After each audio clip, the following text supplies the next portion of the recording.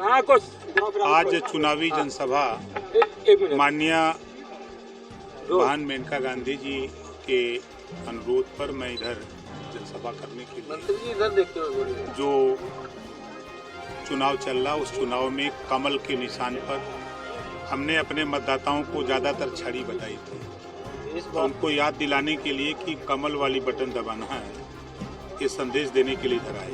इस बार के लोकसभा चुनाव में कौन सा मुद्दा सबसे ज़्यादा लोगों को प्रभावित कर रहा है? गरीब घरेलू बिजली का बिल 5 साल के अंदर, इस बार वो कमल वाली बटन दबाएगा तो 5 साल के अंदर गरीबों को घरेलू बिजली का बिल नहीं देना पड़ेगा। ये उनके लिए बहुत, वो कहते हैं कि साहब इतना दिन तक भैल हमके इस बार ये होगा, सारे भी सिस्टम बन गए हैं। एक तो ये उनके लिए है। 5 साल के अंदर कक्षा 6 से रोजगार परक शिक्षा लागू होने जा रही है।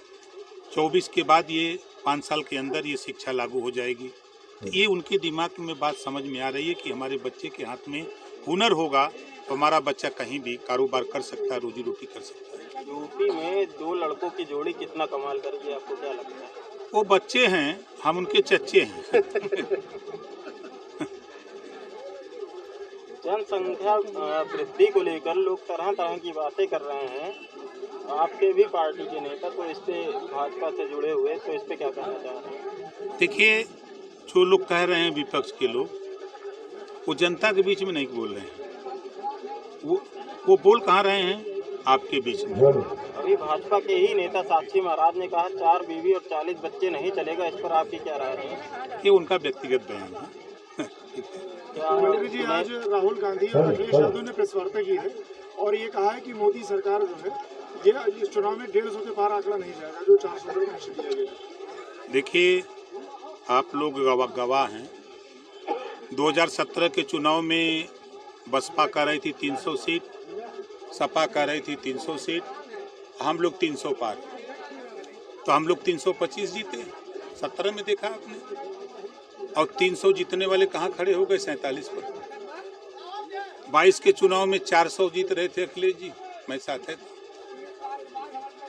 हस्र क्या हुआ, शायद मैं नहीं रहा होता तो 47 के नीचे खड़े हो जाते। उन लोगों के पास सिर्फ जबान है, काम नहीं है। यहाँ प्रधानमंत्री, गृह मंत्री, मुख्यमंत्री, सारे हमारे पार्टी संगठन एनडीए के लोग जनता के बीच में बूथ स्तर तक काम कर रहे हैं, जनता को अपनी बात बता रहे हैं। और वो लोग प्रेस वार्ता या ट्विटर पर या एक्स पर, यही तो काम उन लोगों का है। कैसे जीतेंगे? पंचायती राज व्यवस्था में जो आर्थिक भ्रष्टाचार के मामले सामने आते हैं, इसको किस तरीके से नियंत्रित किया जाएगा? देखिए भैया देखिए, अभी जुम्मा हम शपथ लिए, विभाग का चार्ज लिए, दूसरे दिन कुछ पढ़े, तीसरे दिन आचार संहिता लग गई। तो जो चीज़ें हमको जानकारी होगी उसको हम दूर करने का प्रयास करेंगे। सपा ने अभी अपना यहाँ से प्रत्याशी बदला है, इसको लेकर क्या कहें? वो तो पुरानी आदत है, प्रत्याशी नहीं, कहीं औरों कुछ न बदलते हैं। क्या इससे मेनका गांधी जी के सीट फंसती हुई नजर आ रही है नए प्रत्याशी आने से? आप देखिएगा, भारी बहुमत से हम लोग चुनाव जीतेंगे। ये सुल्तानपुर ही नहीं, 80 की 80 सीट चाहे कितनों कोई चिल्लाई, मोदी जी यही हैं।